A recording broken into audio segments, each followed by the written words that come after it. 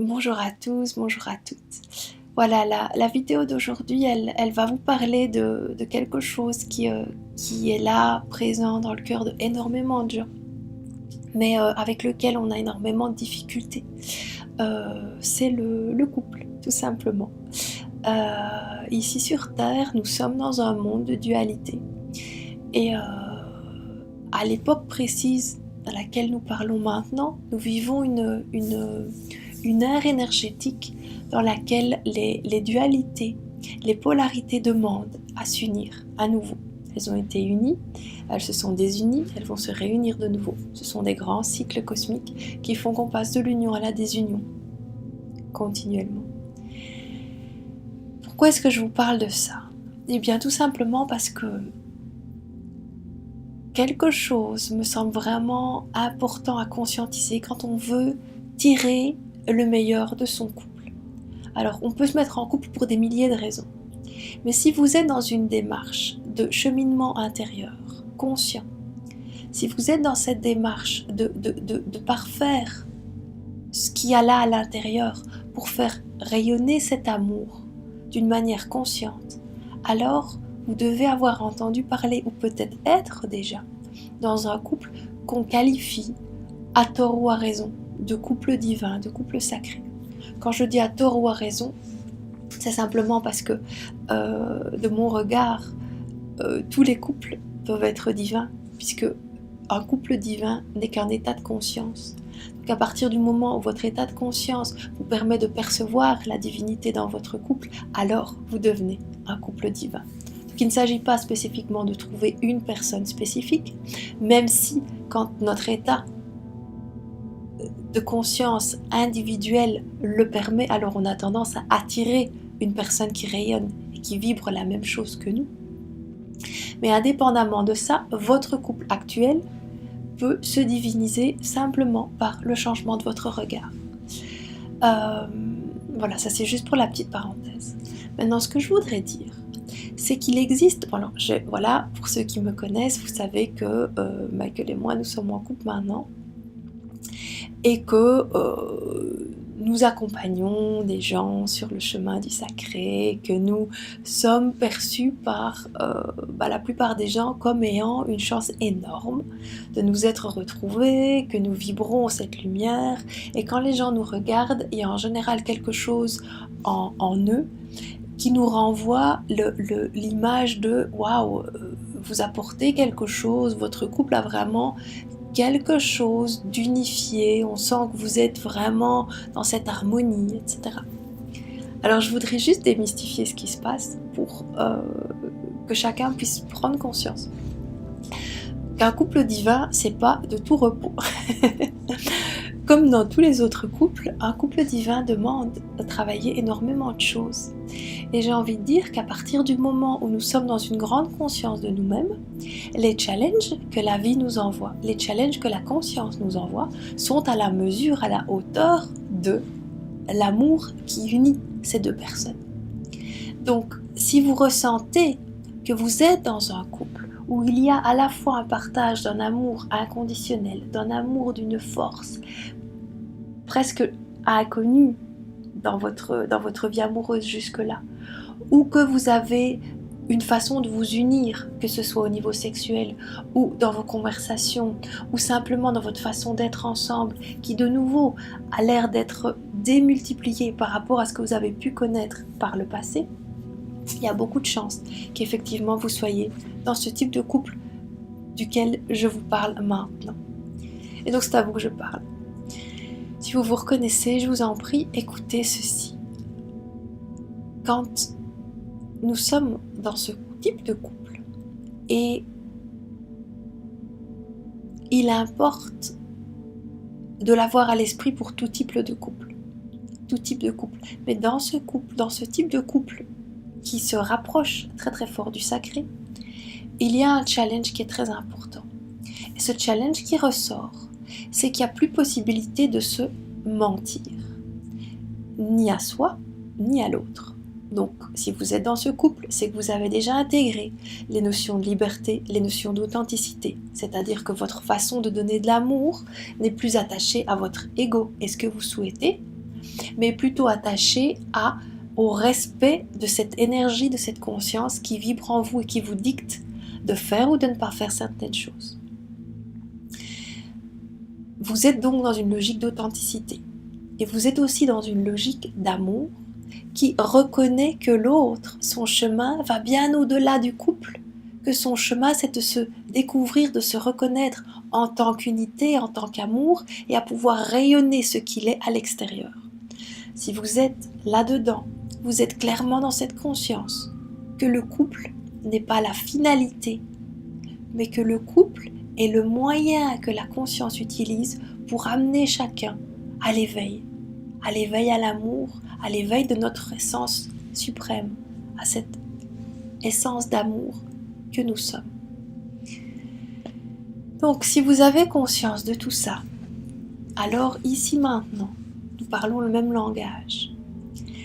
Et le message que je veux vous faire passer, c'est qu'une piste qu'il est indispensable de devoir explorer pour pouvoir continuer à jouer ce jeu du couple et ne pas céder à l'illusion qui peut vous faire penser qu'à certains moments, ça devient tellement difficile qu'il vaut mieux rompre, eh bien, appliquez ce que je vais vous dire maintenant. Cette chose, c'est simplement le fait que nous ne sommes pas deux personnes à nous rencontrer, deux lumières, mais nous sommes aussi deux ombres. Régulièrement, je reviens dans mes vidéos en vous parlant de l'ombre. Vous avez dû remarquer que ma façon de vous parler de l'ombre était une façon extrêmement respectueuse des énergies de peur, des énergies difficiles ou lourdes qui peuvent nous traverser. Et bien ici, je vais également vous tenir un discours très similaire qui va vous permettre d'arrêter de projeter sur l'autre vos propres peurs, vos propres ombres. Quand vous êtes dans un couple qui rayonne cet amour inconditionnel et que vous n'avez pas encore basculé dans cet amour inconditionnel constant, c'est que vous êtes toujours dans cette dualité. Et le simple fait de vous unir à quelqu'un vous place dans une logique de dualité.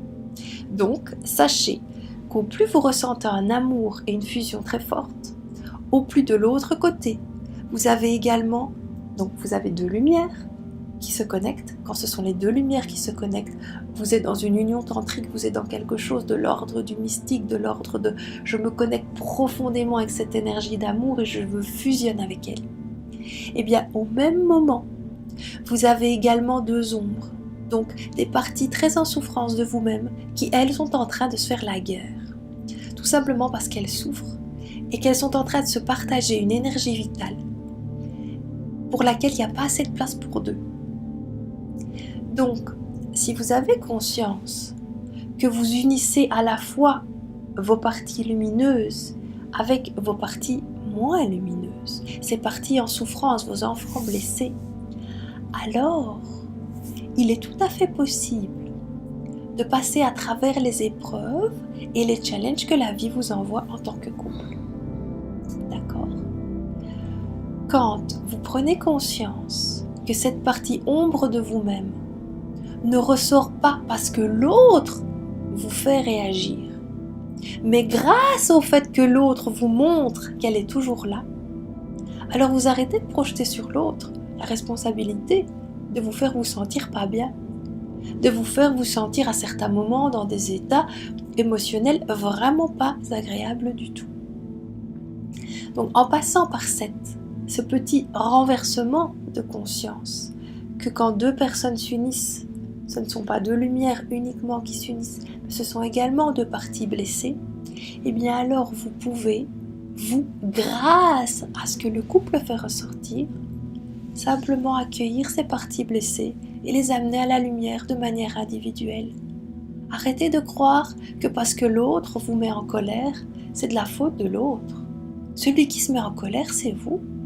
Celui qui accepte de laisser l'énergie de l'autre rentrer à l'intérieur, c'est vous. Il n'y a personne d'autre que vous qui décidez ce qui entre et qui sort à l'intérieur de vous. Si vous êtes triste, arrêtez de croire que c'est l'autre qui vous envoie de la tristesse. C'est vous qui acceptez la tristesse. Cette tristesse, elle vous appartient à vous. Et si elle ne vous appartenait pas à vous, vous auriez simplement une grande compassion pour la personne en face qui ferait preuve d'intolérance, qui ferait preuve d'agressivité, qui ferait preuve de tel ou tel comportement jugé par votre cœur blessé comme inapproprié. Donc le message que j'essaye simplement de vous faire passer ici, c'est qu'à travers ce couple si uni dans l'amour et qui a des aspirations aussi hautes que celles de s'éveiller à travers le couple, il y a obligatoirement un travail d'ombre, qu'il y a obligatoirement un travail de blessure à laisser simplement, à se réapproprier pour pouvoir l'accueillir en soi et le réparer de manière individuelle.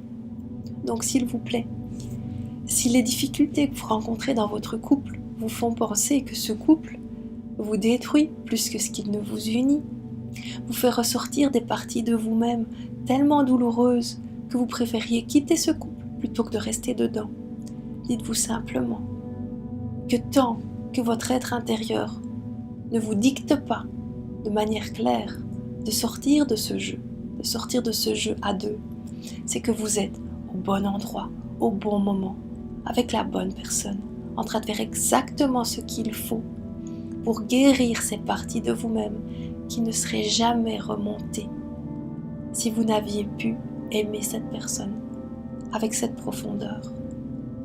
Donc arrêtez de croire, une fois de plus, que les difficultés rencontrées dans votre couple proviennent de l'autre, mais remerciez, soyez dans la gratitude que les difficultés rencontrées vous amènent toujours plus de paix, plus de bien-être, plus de sérénité et plus de joie. Et votre baromètre intérieur, si vous le sondez profondément, lui vous amènera exactement ce que je vous amène aujourd'hui.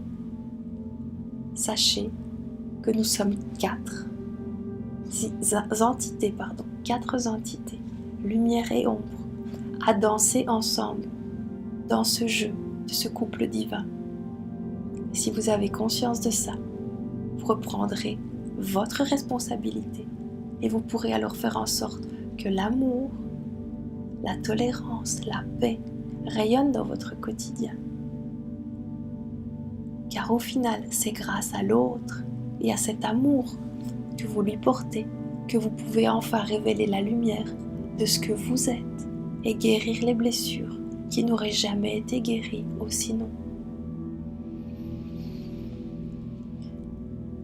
Belle aventure à tous ceux qui vivent la même aventure que nous.